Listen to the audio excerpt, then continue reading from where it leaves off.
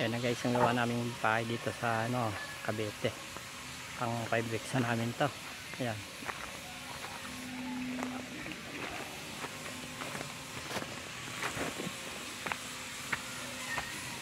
Ito, plito na yung biga niya. Paas. Magawa na ng mga partition. May ceiling ito, may ceiling.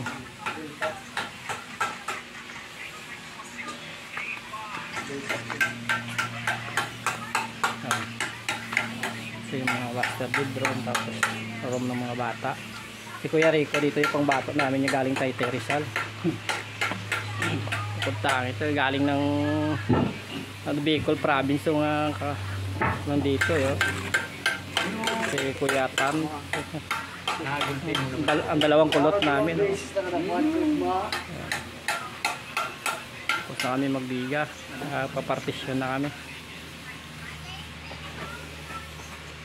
Oh, grabe, laki ng kulangot, parang alublak.